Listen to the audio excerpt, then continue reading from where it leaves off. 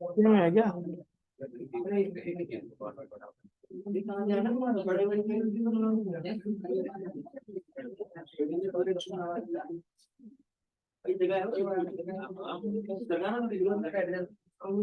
सही से बैठो, क्या हो गया? चलो भाई आगे करते हैं।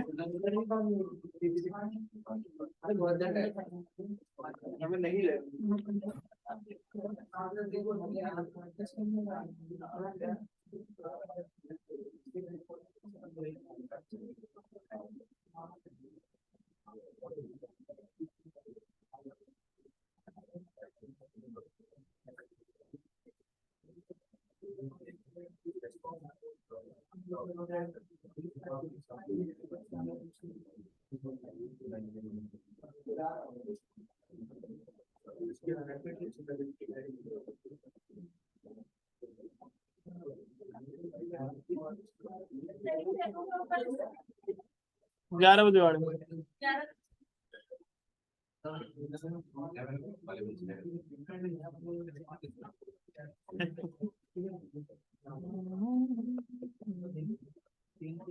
स्टैटिक कीवर्ड हो गया था, स्टैटिक वेरिएबल हो गया था। क्यों बनाते हैं स्टैटिक वेरिएबल? बता दीजिए। ये काउंटर वाला भी करा देता। स्टैटिक वेरिएबल क्यों बनाते हैं ये पूछ रहा हूँ।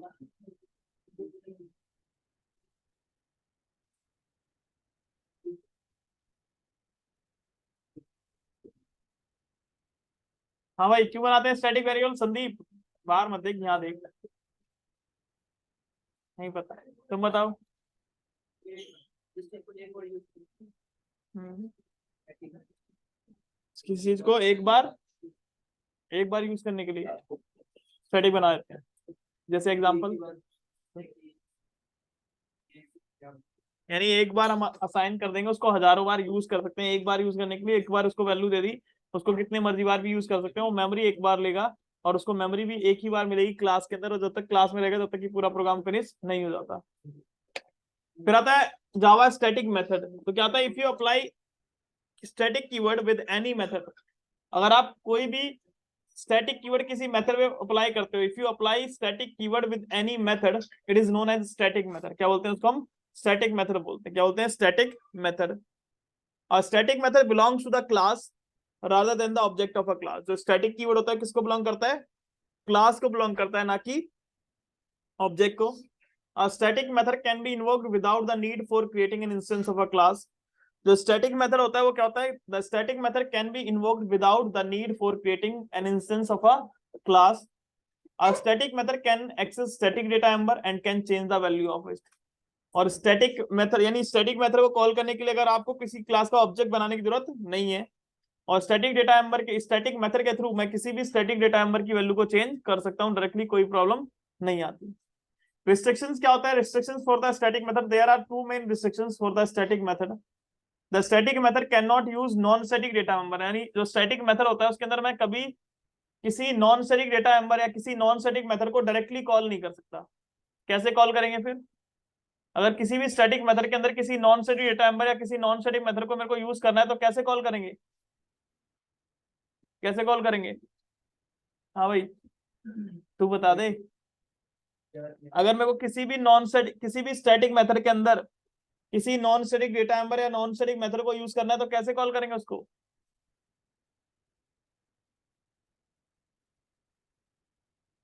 गगन,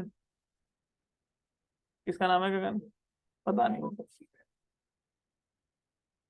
हाँ भाई रवि, कैसे कॉल करेंगे?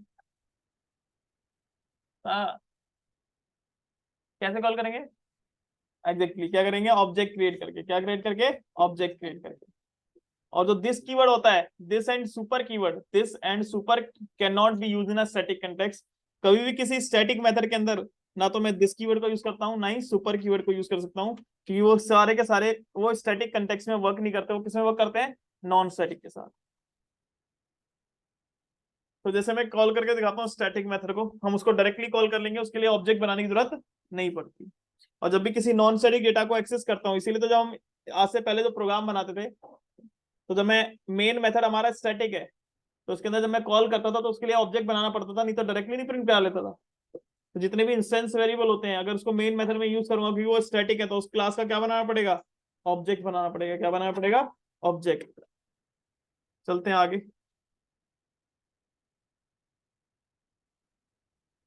जैसे मान लो मैं एक सिंपल एग्जांपल करके दिखाता हूँ, टेस्ट स्टैटिक मेथड।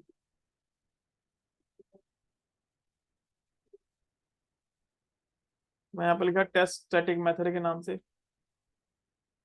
पर मैंने एक मेथड बनाया स्टैटिक वॉइड सम।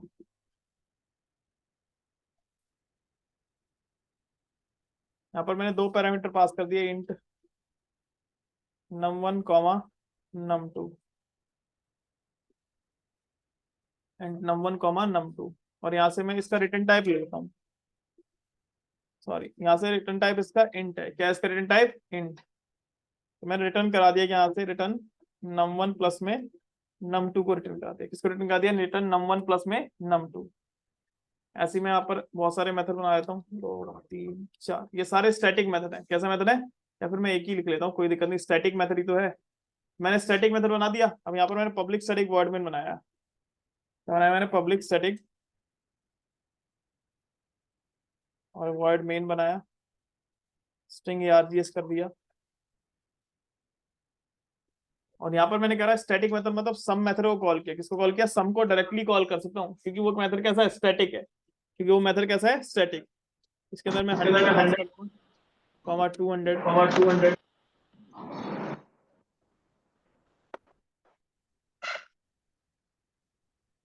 ठीक है। और यहाँ पर मैं इसको एसओपी में प्रिंट कराता हूँ। किसको प्रिंट कराता हूँ, एसओपी में।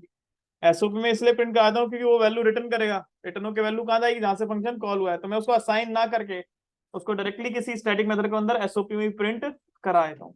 तो ये स्टैटिक मेथड है। स्टैटिक मेथड को कॉल करने के लिए आप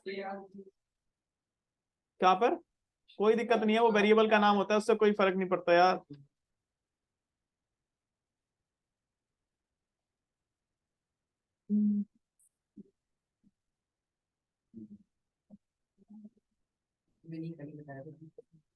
कल ही बताया था, बताया ना, स्टार्टिंग में थोड़ा बताया था, कल ही बताया था।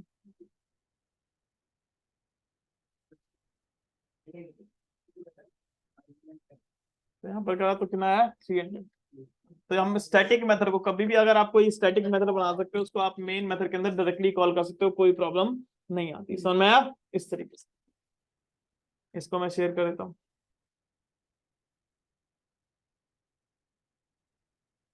नेक्स्ट हम चलते हैं, एक एग्जांपल करते हैं, जैसे कि एक रियल वर्ल्ड एग्जांपल कैसे स्टैटिक को यूज करेंगे।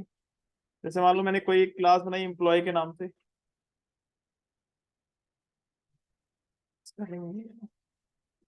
मान लो यहाँ पर मैंने कर दिया स्टैटिक स्ट्रिंग कंपनी नेम। क्या लिख दिया मैंने, कंपनी नेम ले लिया।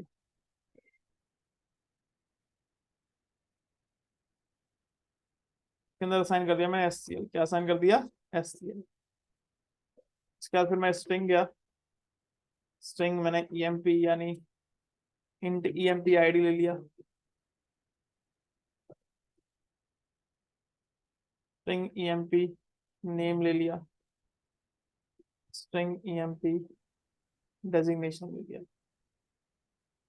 ठीक है, ये मेरे पास एक, ये तीनों वेरिएबल कैसे हैं, इंस्टेंस। और ये कैसा है, एक स्टैटिक वेरिएबल। यहाँ पर मैंने करा, यहाँ पर एक, अब मैंने मान लो इस कंपनी, इसका एक कंस्ट्रक्टर बनाया। क्या बनाया, कंस्ट्रक्टर। कंस्ट्रक्टर का नाम हमेशा किसके नाम पे सेम होता है, समीर, क्लास के नाम पे। तो यहाँ पर मैंने इसको ये 3 फील्ड दे दिए।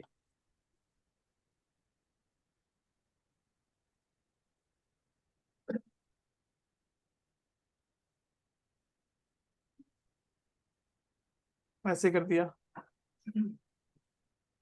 तो ईएमपी आईडी के अंदर वो वैल्यू आ जाए जो ईएमपी आईडी में है, ईएमपी नेम के अंदर वो वैल्यू आ जाए जो ईएमपी नेम में है, ईएमपी डेजिग्नेशन के अंदर वो वैल्यू आ जाए ईएमपी डेजिग्नेशन के अंदर है। और यहाँ पे कर दिया मैंने this dot, this dot, this dot, ऐसे कर दिया। उसके बाद मैं यहाँ पर गया, मैंने फिर यहाँ पर एक स्टैटिक मेथड एक बनाया, स्टैटिक मेथड। तो मैंने यहाँ पर स्टैटिक मेथड आप स्टैटिक कीवर्ड लगाया, static void change company name. क्या कर दिया, चेंज कंपनी नेम। ये मैंने एक मेथड बना दिया, static void change company name. और यहाँ पर मैं कंपनी के नेम में क्या साइन कर देता हूँ, यहाँ पर मान लो मैंने टीसीएस असाइन कर दिया। क्या साइन कर दिया, टीसीएस, टीसीएस असाइन कर दिया, ठीक है। उसके बाद मैंने एक वॉइड डिस्प्ले के नाम से एक मेथड बनाया। यानी स्टैटिक मेथड का फायदा ये, आप उसको डायरेक्टली कहीं पे भी कॉल कर सकते हो, कोई ऑब्जेक्ट बनाने की जरूरत नहीं पड़ती। किसी भी फोल्डर में एक आप उसी पैकेज में, सेम पैकेज में कहीं पे भी डायरेक्टली कॉल कर लो। वॉइड डिस्प्ले किया मैंने, सिस्टम डॉट प्रिंटलन किया। यहाँ पर मैंने लिख दिया कंपनी नेम।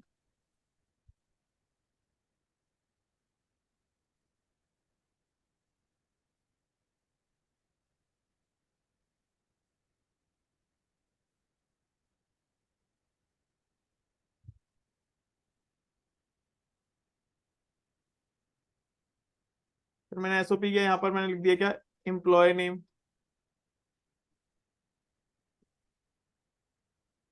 और यहाँ पर मैंने ईएमपी आईडी रख दी। फिर मैंने यहाँ पर रख दिया क्या, एम्प्लॉय आईडी,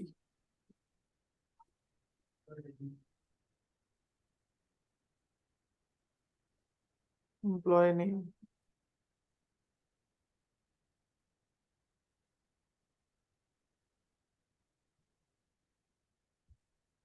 उसके बाद फिर मैंने यहाँ पे कर दिया एम्प्लॉय डेजिग्नेशन।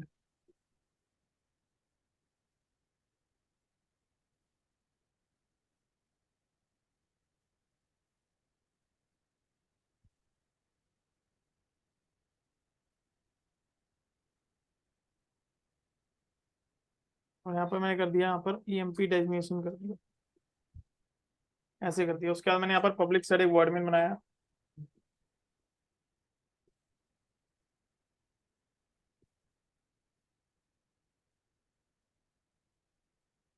और मैंने यहाँ पर करा एम्प्लॉय क्लास का बनाया क्या, ऑब्जेक्ट।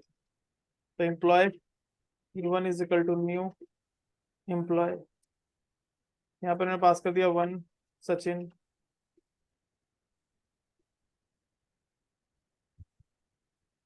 Java developer. उसके बाद फिर मैंने यहाँ पे करा E1 के ऊपर डॉट का चला दिया मैंने, डिस्प्ले चला दिया।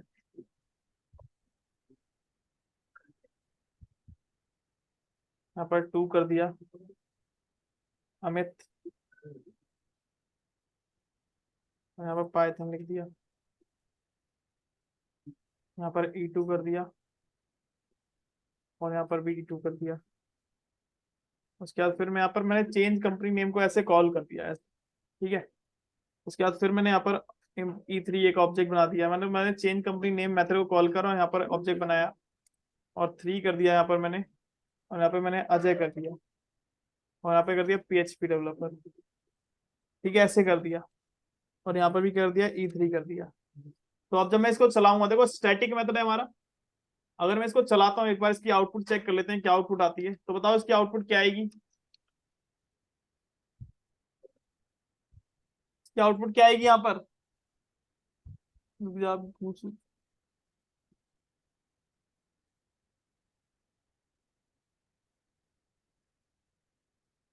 क्या आएगी इसकी आउटपुट यहाँ पर।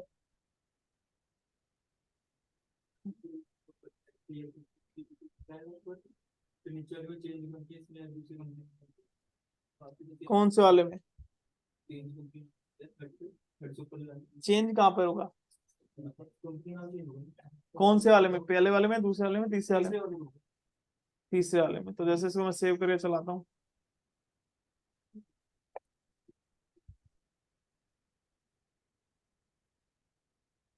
Compile fine. तो पहले वाले में SCL है, दूसरे वाले में SCL है, तीसरे वाले में क्या हो गया, TCS। मतलब आप उसको डायरेक्टली कहीं से भी कॉल कर सकते हो। अगर आप स्टैटिक मेथड बनाते हो तो आपको कोई ऑब्जेक्ट बनाने की जरूरत नहीं है। और स्टैटिक डेटा नंबर की वैल्यू भी आप स्टैटिक मेथड के थ्रू नॉर्मली चेंज कर सकते हो, उससे कोई फर्क नहीं पड़ता। तो स्टैटिक मेथड की वैल्यू आप डायरेक्टली चेंज कर सकते हो, कोई फर्क नहीं पड़ता। समझ में आया, इस तरीके से। इसको मैं शेयर कर देता हूँ आपको। तो ये था हमारा स्टैटिक मेथड। अगर आप कभी भी किसी क्लास में स्टैटिक मेथड बनाते हो तो आपको स्टैटिक मेथड को कॉल करने के लिए किसी भी ऑब्जेक्ट की रिक्वायरमेंट नहीं पड़ती। आप स्टैटिक मेथड के थ्रू स्टैटिक डेटा नंबर की वैल्यू को भी चेंज कर सकते हो। तो मैं आप इस तरीके से नेक्स्ट हम आगे चलते हैं। क्वेश्चन आता है why is the Java main method static. क्यों जावा के मेन मेथड को स्टैटिक बनाया? क्योंकि it is because the object is not required to call. हमने जावा के मेन मेथड को भी स्टैटिक क्यों बना रखा है कि इसको कॉल करने के लिए ऑब्जेक्ट की जरूरत नहीं पड़ेगी। If it were a non static method, अगर मान लो मेन मेथड हमारा नॉन स्टैटिक होता तो जितने बार जेवीएम उसको कॉल करता तो जेवीएम को क्या करना पड़ता, उसका ऑब्जेक्ट बनाना पड़ता। तो अब यानी JVM creates an object first then call the main method, पहले उसका ऑब्जेक्ट बनाता फिर उस मेन मेथड को कॉल करता। It will lead to problem the extra memory location, तो बार बार उसको कॉल करना पड़ता है। इसलिए उन्होंने क्या बना दिया, उसको स्टैटिक बना दिया। भाई आप इसको डायरेक्टली कॉल कर लो, आपको कोई ऑब्जेक्ट क्रिएट करने की जरूरत नहीं है। क्या होता है अब फिर एक और कॉन्सेप्ट आता है हमारा स्टैटिक ब्लॉक। क्या आता है जावा का static block? Can we execute a Java program without main method? क्या आप जावा के प्रोग्राम को बिना मेन मेथड के एग्जीक्यूट कर सकते हो? अब पॉसिबल नहीं होता, लेकिन टिल जेडीके 1.6, जेडीके 1.6 के वर्जन में आप बिना मेन मेथड के भी जावा के प्रोग्राम को एग्जीक्यूट कर सकते थे, कोई प्रॉब्लम नहीं आती। लेकिन जेडीके 6 वर्जन के बाद यानी 7 वर्जन से आप जावा के प्रोग्राम को बिना मेन मेथड के एग्जीक्यूट नहीं कर सकते। तो अभी तो अगर अगर अभी इंटरव्यू क्वेश्चन पूछता है तो नो नो वन, यानी अभी वो पूछता है कि ये बिना मेन मेथड के प्रोग्राम चलेगा तो नहीं, नहीं चल सकता बिना मेन मेथड के program. No one of the ways, लेकिन एक तरीका होता था। No one of the ways was a static block. हम स्टैटिक ब्लॉक को यूज करके बिना मेन मेथड के प्रोग्राम को एग्जीक्यूट कर सकते थे, क्योंकि सबसे पहले हमारा जो स्टैटिक ब्लॉक होता है वो मेन मेथड से पहले चलता है क्लास के लोडिंग टाइम पे। तो अगर आपको मेन मेथड से पहले भी कोई काम कराना हो, मेन मेथड से पहले कोई काम कराना हो तो आप उसको स्टैटिक ब्लॉक के थ्रू करा सकते हो, क्योंकि इसको कॉल करने की जरूरत नहीं होती है, ऑटोमेटिकली चलता है। क्या चलता है? ऑटोमेटिक चलता है और मेन से पहले चलता है। तो no one of the ways was a static block but it is possible till JDK 1.6। Since JDK 1.7 it is not possible to execute a Java class without main method. Static block एक block होता है, it is use to, जैसे init block था instance data member को initialise करने के लिए, वैसे स्टैटिक ब्लॉक होता है क्या, स्टैटिक डेटा मेंबर को इनिशियलाइज करने के लिए। और उसको आपको कॉल करने की जरूरत नहीं पड़ती, वो ऑटोमेटिकली चल जाता है और मेन मेथड से पहले चल जाता है। किससे चल जाता है? मेन मेथड से पहले। तो एक ब्लॉक मतलब एक ब्लॉक है, उसके ऊपर अगर आपने स्टैटिक कीवर्ड लिख दिया तो कैसा हो गया, वो स्टैटिक ब्लॉक हो गया। जैसे कि मान लो मैं करके दिखाता हूँ, जैसे मान लो ये मेरा प्रोग्राम है सिंपल, ये एससीएल है, मैं इसको असाइन नहीं करता हूँ, यानी मैंने इसको इनिशियलाइज नहीं किया, लेकिन और स्टैटिक मेंबर है। तो स्टैटिक डेटा मेंबर को इनिशियलाइज करने के लिए क्या करते हैं हम, या तो मेथड बनाओ, मेथड तो सब चलेगा जब मैं उसका कॉल करूंगा तभी चलेगा, वरना तो चलेगा नहीं। तो इसीलिए हम क्या बनाते हैं, यहाँ पर एक ब्लॉक बना दिया। क्या बना दिया इसको, मैं अभी इसको मैंने शेयर कर दिया आपको, यहां से मैंने इसको हटा दिया, यहाँ पर मैंने इस ब्लॉक के ऊपर लिख दिया स्टैटिक। क्या लिख दिया? स्टैटिक। तो ये क्या ब्लॉक हो गया? स्टैटिक ब्लॉक हो गया। कैसा ब्लॉक हो गया ये? Static block. यानी स्टैटिक ब्लॉक को हम यूज करते हैं अपने स्टैटिक डेटा मेंबर को इनिशियलाइज करने के लिए भी। अब मैं इस मेथड को ना तो कॉल करूंगा ना इस ब्लॉक को कॉल करूंगा, लेकिन अब सारी कंपनी के अंदर आएगा क्या? टीसीएस। मैंने इसको ब्लॉक को कोई कॉल नहीं किया, ये स्टैटिक ब्लॉक है हमारा। क्या है? एक स्टैटिक ब्लॉक। तो मैंने कोई इंस्टेंस डेटा मेंबर को पहले स्टैटिक को इनिशियलाइज भी नहीं किया। तो मेन मेथड से पहले हमारा क्या चलता है? स्टैटिक ब्लॉक चलता है क्लास के लोडिंग टाइम पे, और उस जो वेरिएबल है कंपनी के नाम में जो स्टैटिक वेरिएबल है उसके अंदर क्या आ जाएगा? टीसीएस आ जाएगा। तो हर एम्प्लॉय के डेटा के साथ अब क्या प्रिंट करेगा? वो टीसीएस प्रिंट करेगा। स्टैटिक ब्लॉक को हमें कॉल करने की जरूरत नहीं है, मेन मेथड से पहले जो सबसे पहला ब्लॉक होता है वो क्या चलता है? मेन मेथड से पहले भी हमारा क्या चल जाता है? स्टैटिक ब्लॉक चल जाता है। अगर आप इसको देखना चाहो तो अगर आप प्रिंट कराते हो मेन मेथड के अंदर से और स्टैटिक ब्लॉक को, तो आउटपुट स्टैटिक ब्लॉक की पहले आएगी और मेन मेथड की बाद में। देखो करके दिखाता हूँ कैसे। इतना समझ में आया?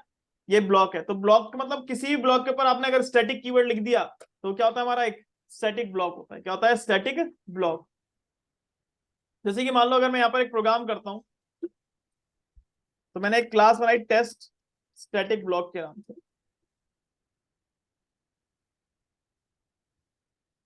इसके अंदर एक मैंने ओपनिंग और क्लोजिंग कीवर्ड लगाया, तो इसके ऊपर एक कीवर्ड लिख दिया, इसको बोलते हैं स्टैटिक। क्या लिख दिया मैंने? Static. Static is a keyword. तो ये कैसा ब्लॉक हो गया? ये स्टैटिक ब्लॉक हो गया। कैसा ब्लॉक हो गया? ये स्टैटिक ब्लॉक। मैंने यहाँ पर एसओपी में कुछ भी लिख दिया, system dot out dot println hello static block. Hello static block लिख दिया मैंने, और उसके बाद मैंने यहाँ पर पब्लिक स्टैटिक वॉइड मेन बना दिया। क्या बना दिया? Public static void main.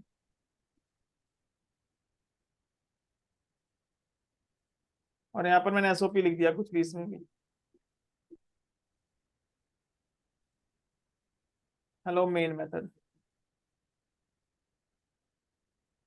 Hello main method ऐसे लिख दिया। अब ये मेन मेथड है, तो अब इसमें से अगर अगर मेरा मेन मेथड पहले चलेगा तो मेन मेथड की आउटपुट पहले आनी चाहिए। अगर स्टैटिक ब्लॉक पहले चलेगा तो आउटपुट किसकी पहले आएगी? स्टैटिक ब्लॉक की पहले आनी चाहिए। तो जैसे इसको मैं कंपाइल और रन करता हूं, मैंने सीएलएस किया यहाँ पर, और मैंने लिखा यहाँ पर जावा सी